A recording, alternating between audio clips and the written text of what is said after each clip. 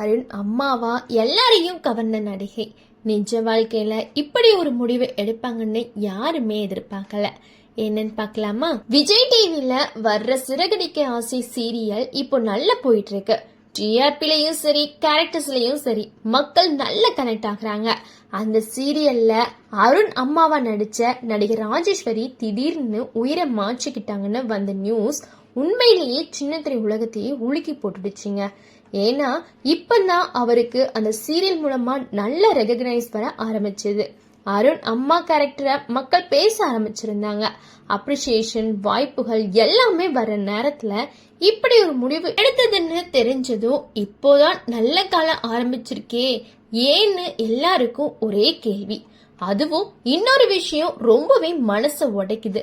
அவரோட மகளுக்கு பூப்புனித நீராட்டு விழா நடக்க போறதுக்கான எல்லா ஏற்பாடுகளையும் ராஜேஸ்வரி செஞ்சு வச்சிருந்தாங்களாம். வீட்டுல சந்தோஷம் வர போற நேரம், அதுக்கு 2 நாளுக்கு முன்னாடி இப்படி நடந்துச்சுன்னா குடும்பத்துக்கு அது எவ்வளவு பெரிய ஷாக்கா இருக்கும்னு நினைச்சு பாருங்க. சில பேர் ஃபேமிலி பிரஷர்னு சொல்றாங்க, சில பேர் சீரியஸ் செட்ல ஏதாவது பிரச்சனையான்னு கேக்குறாங்க. ஆனா உண்மையான காரணம் என்னன்னு இன்னைக்கும் கிளியரா யாருக்குமே தெரியல.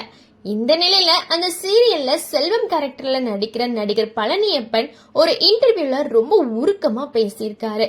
ராஜேஸ்வரி எனக்கு ரொம்ப காலமா தெரியும். நாங்க பல சீரியல்கள்ல சேர்ந்து நடிச்சிருக்கோம்.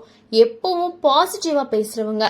ஆனா உள்ளுக்குள்ள இவ்வளவு வலி இருக்கும்னு யாருமே நினைக்க முடியாதுன்னு சொல்றாரு.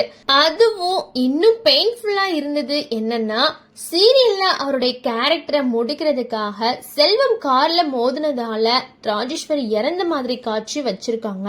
நிஜ வாழ்க்கையில ஒரு நண்பரை இழந்த வழியோட இருக்கிறவருக்கு திரையில நான் தான் அவங்கள கொண்டவ மாதிரி சீன்ல நடிக்கணும்னு வர்றது எவ்வளவு கஷ்டமா இருக்கும். பழனியப்பன் சொன்ன ஒரு விஷயம் ரொம்பவே நெகிழ வச்சிருக்கு. அவங்க இறந்ததும் முதல்ல போய் பார்த்தவங்கள்ல நானும் ஒருத்தன்.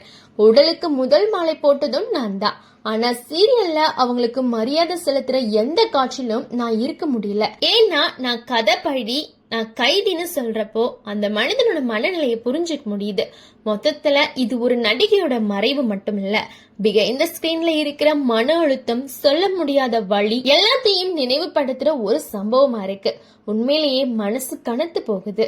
நன்றி, வணக்கம்.